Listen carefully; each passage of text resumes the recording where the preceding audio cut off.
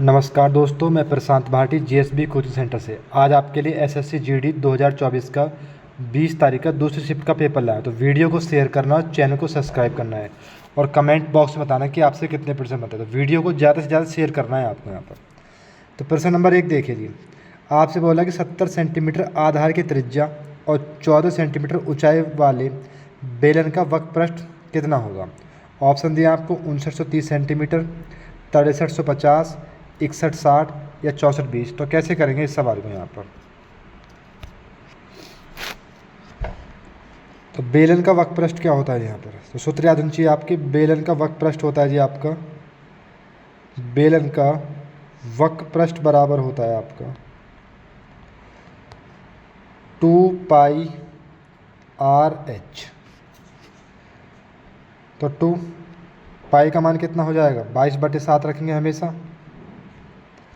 Are की value कितनी दी है आपके यहाँ पर, 70 सेंटीमीटर। एच कितना दिया है, एच दिया आपको 14। ठीक है जी, 7 से काटो 2 बार, 22 दूनी 44 और 70 दूनी 140। गुणा कर लो 14 140 की 44 में, 0, 14 चौका 56, हाथ से लगे 5, 14 चौका 56 और 5 61। तो इसका आंसर आ जाएगा 6160 किलोमीटर। विकल्प नंबर सी इसका आंसर होगा। प्रश्न नंबर 2 देखिए यहाँ पर। प्रश्न नंबर 2 देखिए, आपसे बोला कि पी क्यू आर के बीच 8400 रुपये बांटे गए, 2:3, 3 और 1/3 के अनुपात में बांट जाते, तो आर का हिस्सा कितना होगा। ऑप्शन दिया आपको 18,000, 1400, 900 और 700। तो कैसे करेंगे इस सवाल को यहाँ पर। तो एक काम करते हैं, आपको वैल्यू दी है पी क्यू आर, अनुपात दिया है आपको 2/3, अनुपात 3 और 1/3। तो इसके नीचे 1 मान लो और नीचे वाली संख्या का लेस ले, तो एलसीएम कितना आ जाएगा, एलसीएम आ जाएगा 3। तो 3 के समय गुणा कर दो यहाँ पर, 3 की यहाँ कर दो, 3 से 3 कैंसिल, पी की वैल्यू कितनी आ जाएगी 2, 3 तिया 9 और 3 से 3 कैंसिल, तो आर की वैल्यू कितनी आ जाएगी 1। टोटल जोड़ लो यहाँ पर, तो 9 और 1 10, 10 और 2 12, वो कह रहा है 8400 रुपये हैं। हमारे साथ टोटल कितने यहाँ पर 12, 12 से कितने जाए, 12 जाएगा, 12 7 84, कितना हो जाएगा 700।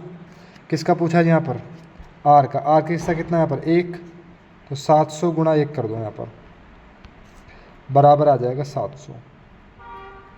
विकल्प नंबर डी इसका आंसर हो जाएगा। प्रश्न नंबर नेक्स्ट करके बताइए। प्रश्न नंबर 3 देखिए, आपसे बोला है कि स्वाप्रिल किसी काम को 16 दिन में एक सोफा बना सकती है, जबकि रेवती के साथ मिलकर उस काम को 128/17 दिन में पूरा कर सकती है। यदि रेवती अकेले काम करती है तो काम को पूरा करने में रेवती को कितने दिन लगे यहाँ पर। ऑप्शन दिया आपको 128/17 6 दिन और 128/16 और 128/9। तो इस सवाल को क्या करेंगे यहाँ पर।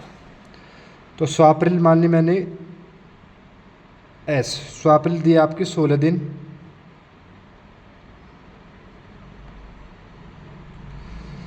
और रेवती मान ली मैंने आर, तो स्वाप्रिल प्लस रेवती दोनों मिलकर करती हैं यहाँ पर 128/17 दिन में।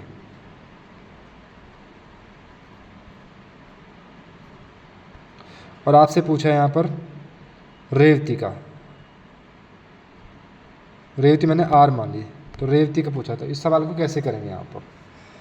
तो एक काम करते हैं, इस सवाल को करेंगे हम ऑप्शन से, जिसमें दोनों मिलकर आ जाए आपकी 128/7। तो स्वाप्रिल का दिया आपको 16 दिन और रेवती का मैंने अपने पास से मान लिया ऑप्शन से 128/17। इसको ऑप्शन से करेंगे यहाँ पर। सवाल को पहले ऑप्शन से चेक करते हैं। मैंने मान लिया कि पहला ऑप्शन है यहाँ पर, यहाँ से आगे मैं मिटा रहा हूँ।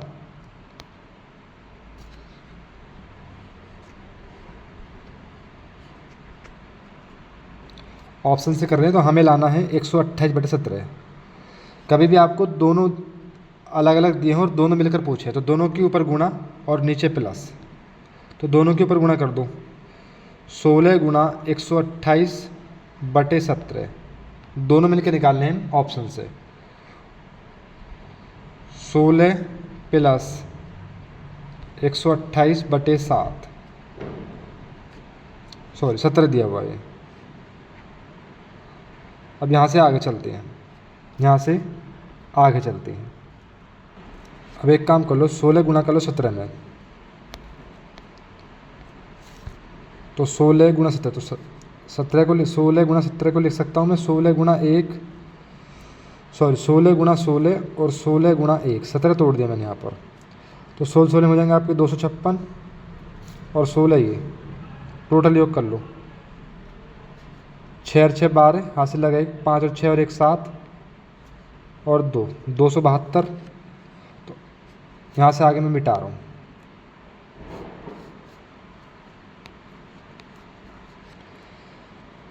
तो ये हो जाएगा आपको 272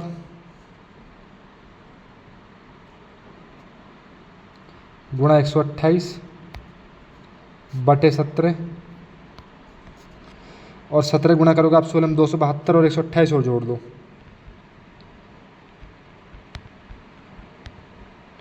8 और 2 10, 7 2 9 और 1 10, 2 और 3 4, 400/17, 17 17 कट जाएगा आप यहाँ पर, 4 से काटो 100 बार, 4 से काट लो इसको, 4 3 12 और 4 दूनी 8, तो ये इतना ऑप्शन नहीं आ रहा है इसको, तो इस ऑप्शन को छोड़िए यहाँ पर। अब दूसरे ऑप्शन से करते हैं यहाँ पर।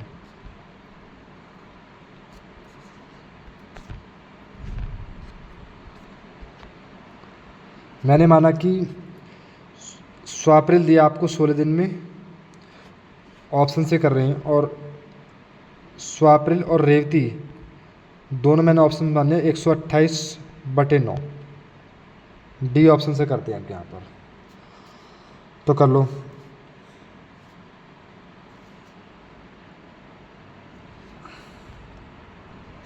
सॉरी, ये तो दोनों मिलके दिया आपको 128/17, ये रेवती का आएगा, रेवती का आएगा, दोनों में के तो हमें निकालना है।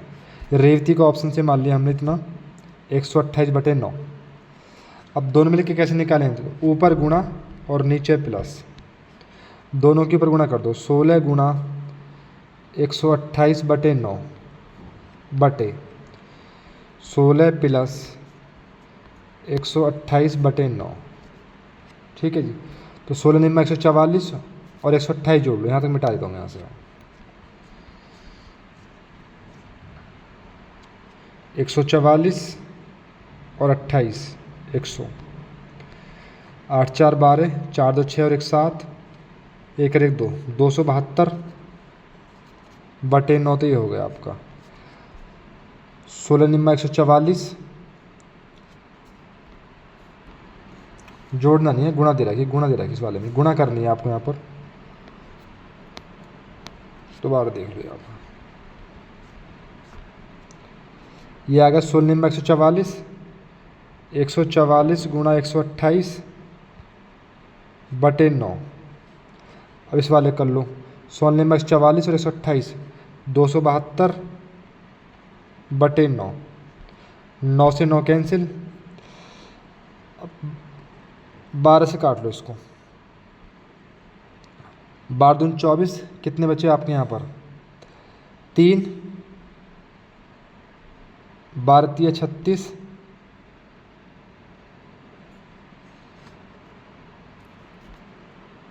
चलो इसको शॉर्ट तरीका से करते हैं, दोबारा देखिए, एक बार शॉर्ट तरीका से करते हैं इसको,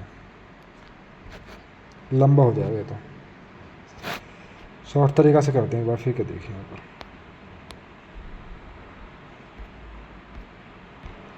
एक काम करते हैं, स्वाप्रिल दिया है, स्वाप्रिल मान ली मैंने एस, ये दिया आपको 16 दिन,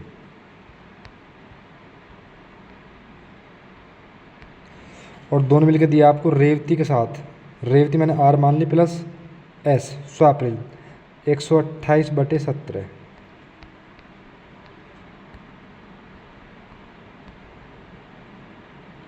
और आपसे पूछा है रेवती का अकेले पूछा है आर का, तो एक अलग दी हो और एक साथ दी हो और अलग पूछे, तो इसकी शॉर्ट ट्रिक है दोनों की ऊपर गुणा और नीचे माइनस, दोनों की ऊपर गुणा और नीचे माइनस, इसकी शॉर्ट ट्रिक है यहाँ पर। तो एक काम करते हैं, यहाँ से आगे चलता हूँ मैं, तो दोनों के ऊपर गुणा करो, यहाँ से आगे मैं मिटा रहा हूँ। 16 गुणा 128/17, दोनों के ऊपर गुणा और नीचे माइनस, 16 माइनस 128/17,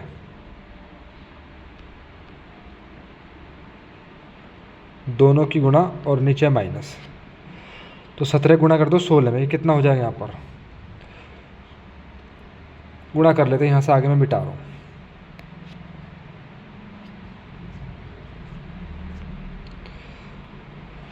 तो 17 की गुणा कर लो 16 में, 17 छिक्कू 102, हासिल लगे 10, 17 कम 17 और 10 27, 272 में से घटाइए आप 128, 12 में से 8 गए 4, 6 में से 2 गए 4 और 2 में से गया 1, ये बचेगा 144। यहाँ से आगे मिटा देता हूँ मैं। तो ऊपर आ जाएगा आपको 16 गुणा 128/17, ये हो जाए, बचेगा आपका नीचे 144 और बटे 17, 17 17 कैंसिल, 16 निम्बा 144, तो कितना आ जाएगा यहाँ पर, ये आ जाएगा आपका 128/9, इसका आंसर आ जाएगा। प्रश्न नंबर नेक्स्ट करके बताइए। सवाल थोड़ा लंबा हो गया लेकिन ये मेथड ठीक है।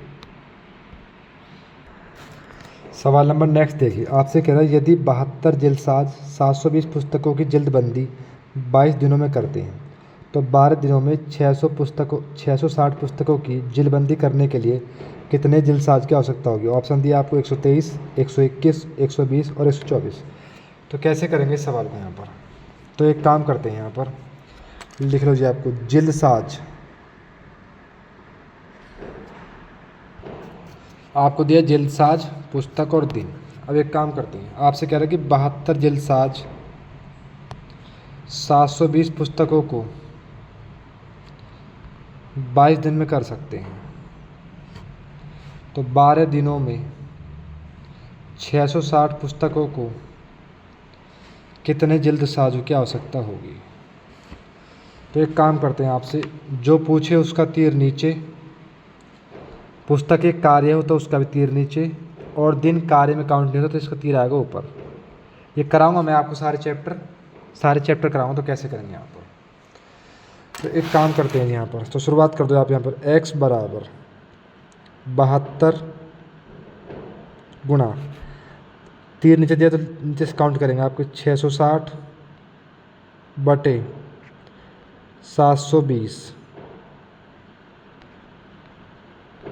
गुणा 22/12। चलो यहाँ से आगे मैं मिटा दिया, बस छोटा कर लेते, चलो इसको यहाँ पर थोड़ा छोटा कर लेते हैं, इसको थोड़ा छोटा कर लेते हैं सवाल को। ये दिया आपको यहाँ पर, इसका पूछा है आपको x और 720 पुस्तक 660 और ये दिए आपके 12 दिन, तो इसका तीर नीचे, इसका भी नीचे। यहाँ पर शुरुआत कर देते हैं, यहाँ पर x बराबर आपको दिया है 72 जल्दसाज 660 पुस्तकें बटे 720 गुणा 22 दिन बटे 12। ठीक है जी, 0 से 0 कैंसिल, 72 से 72 कैंसिल, 6 दूनी 12, 6 से गया 11 बार, 2 से काटो 11 बार, 11 में कितना हो जाएगा यहाँ पर 121, इसका आंसर आ जाएगा। पढ़ाऊँगा मैं आपको सारे चैप्टर, जब बताऊँ कार्य कौन सा होता है कार्य कौन सा नहीं होता। प्रश्न नंबर नेक्स्ट करके बताइए। प्रश्न नंबर नेक्स्ट देखिए, आपसे बोला 5 नंबर प्रश्न देखिए, आपसे कह एक व्यापारी अपने सामान को क्रय मूल्य से 50% अधिक पर अंकित करता है, 20% की छूट देता है, छूट देने के बाद व्यापारी कितने परसेंट लाभ होगा? ऑप्शन दिए 20%, 18%, 10% और 12%। तो कैसे करेंगे इस सवाल में? यहाँ पर क्रय मूल्य होता है जी आपका CP, कॉस्ट प्राइस। अंकित मूल्य होता है जी आपका MRP, और एक होता है आपका विक्रय मूल्य जिसको बोलते हैं सेलिंग प्राइस। सेलिंग प्राइस विक्रय मूल्य होता है यहाँ पर। एक व्यापारी अपने सामान को क्रय मूल्य से, तो CP क्रय मूल्य 100 मान लिया, कॉस्ट प्राइस 50% अधिक अंकित करते कितना हो जाएगा यहाँ पर? 150। उसके बाद 20% की छूट देता है यहाँ पर, तो MRP कितनी है? अंकित मूल्य कितना? 150। 150 पर देता है जो आपको यहाँ पर 20% की छूट, तो कितना लिखोगे? 80/100। 0 से 0 कैंसिल, इससे कैंसिल, 15×8 120। अब आपसे कह रहा है कि छूट देने के बाद व्यापारी कितने परसेंट लाभ होता है? कोई वस्तु 100 की थी और आपने 120 की बेच दी, तो प्रॉफिट कितने का यहाँ पर? 20 का। पूरी लाभ हानि में क्रय मूल्य हमेशा नीचे 100 और गुना 100 परसेंटेज के लिए। 100 से 100 कैंसिल, तो कितना बचा आपके यहाँ पर? 20% का फ़ायदा हो जाएगा जी। विकल्प नंबर 1। प्रश्न नंबर 6 करके बताइए। सवाल नंबर नेक्स्ट देखिए, आपसे बोला कि 0.1 का स्क्वायर प्लस 0.01 का स्क्वायर का मान कितना होगा? ऑप्शन दिए 1.101, 0.0101, 0.005, 0.11। तो इस सवाल कैसे करेंगे यहाँ पर? तो आपसे बोला कि 0.1 का स्क्वायर यहाँ पर, तो एक काम करो, इसकी 2 बार गुणा कर दो आप यहाँ पर।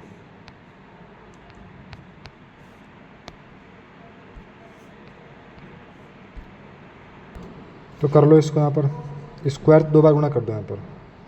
0.1 गुणा 0.1, पॉइंट हटाया नीचे एक 0, पॉइंट हटाया नीचे एक 0, 1 एकम 1 और नीचे 2 0 है यहाँ पर, तो 2 अंक बाद पॉइंट आ जाएगा इसमें, तो 1.0, इसकी वैल्यू तो इतनी हो जाएगी यहाँ पर।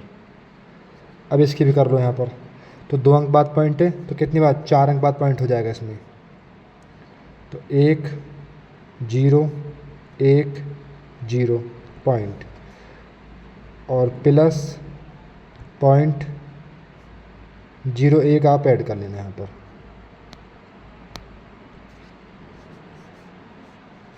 यहाँ तक मिटा दूँ,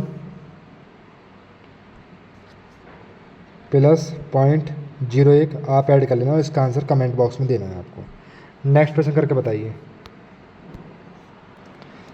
प्रश्न नंबर 7 देखिए, आपसे बोला कि एक वस्तु का अंकित मूल्य उसके क्रय मूल्य से 60% अधिक है।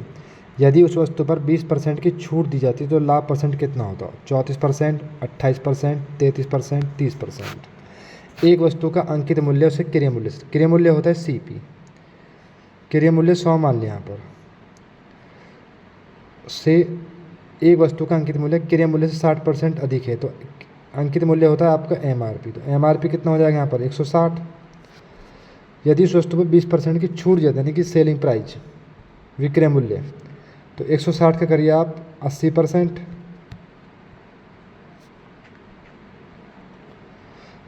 2 0 से जो कैंसिल, 16 कर लो यहाँ पर, 16 5 80, 16 6 96, 16 128। आपने कोई वस्तु 100 में खरीदी और 128 बेच दी, तो प्रॉफिट कितने का यहाँ पर? 28 का। पूरे लाभ हानि क्रय मूल्य हमेशा नीचे 100 और परसेंटेज के लिए 100 कैंसिल, तो कितना जाएगा यहाँ पर? 28% इसका आंसर आ जाएगा। प्रश्न नंबर नेक्स्ट करके बताइए। प्रश्न नंबर नेक्स्ट देखिए, आपसे बोल रहा है कि 9,000 रुपये पर 80% वार्षिक दर से चक्रवृद्धि ब्याज अर्धवार्षिक रूप से है, तो 12 महीने का चक्रवृद्धि ब्याज कितना होगा? ऑप्शन दिए आपको 8760, 9,000, 8700, 8640। कभी चक्रवृद्धि ब्याज दिया जाए और आप अर्धवार्षिक हो, तो दर में तो करेंगे 2 से भाग। दर कितनी दी आपको? 80%। दर में तो करेंगे 2 से भाग और समय में करेंगे 2 से गुणा। समय दिया है आपको 12 महीने, तो समय में करेंगे 2 से महीने। दर में करेंगे 2 से भाग, तो दर कितनी आ जाएगी यहाँ पर? 40%। और समय में करेंगे आपको 2 से गुणा, तो समय हो जाएगा 24 माह। 24 माह हो जाएगा आपका, 24 माह में हो जाएंगे आपकी 2 साल। यहाँ से आगे मैं मिटा रहा हूँ, यहाँ से आगे मिटा रहा हूँ। अगर अर्धवार्षिक हो तो दर में करेंगे 2 से भाग और समय में करेंगे 2 से गुणा। दर आ जाएगी 40% और समय आ जाएगा आपका 2 वर्ष। यहाँ से आगे मैं मिटा रहा हूँ।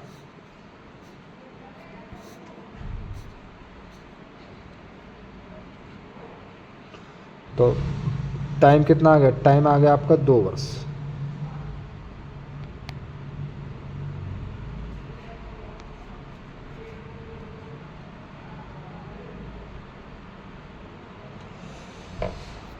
तो रुपए कितने दिए आपको? 9,000 रुपये। अब जितनी दर उसको 100 में जोड़िए तो कितना हो जाएगा यहाँ पर? 140/100। और वर्ष कितनी आपकी? 2, तो 2 बार गुणा कर दो, 140/100। 2 जीरो से 2 जीरो कैंसिल, इससे कैंसिल, इससे कैंसिल। 14 गुणा करोगे 14 में हो जाएगा आपको 156 गुणा 90 कर लो यहाँ पर। 0, 9 छिक्का 54, हासिल लगे 5, 9 पंजे 45 और 5 50, हासिल लगे 5, 9 एकम 9, 9 और 5 14, 14,040। ये आ गया आपका मिश्र धन। अब आपसे क्या पूछा है जी? यहाँ पर आपसे पूछा है ब्याज, तो यहाँ से आगे मिटा देता हूँ मैं। यहाँ से आपसे पूछा है ब्याज, ये आ गया आपका मिश्र धन। तो घटा लो, 14,040 में से घटाइए आप। मूलधन कितना दिया आपको? 9,000। तो ब्याज आ जाएगा आपको यहाँ पर 0, 4,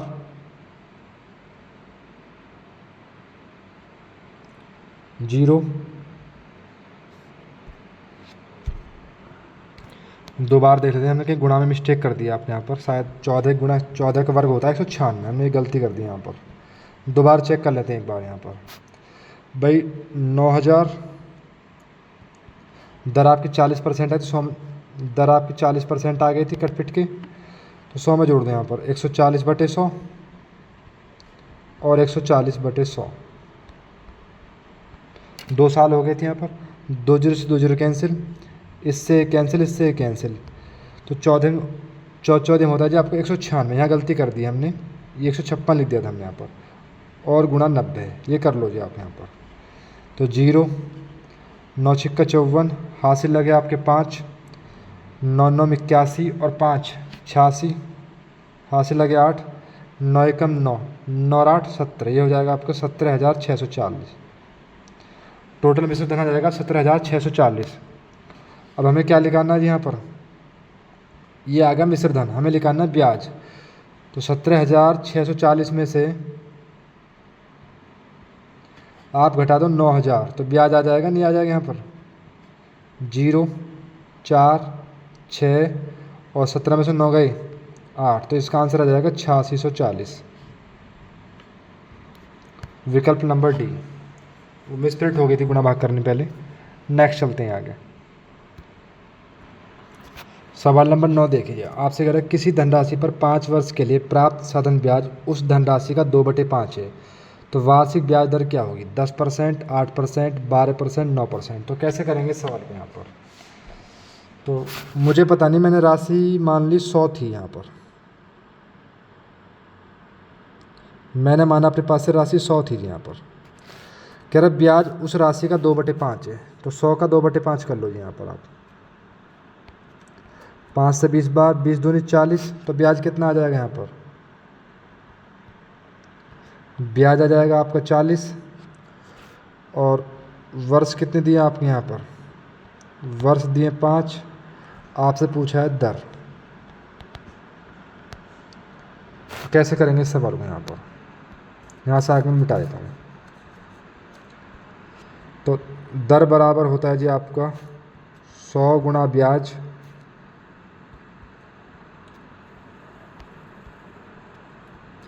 बटे राशि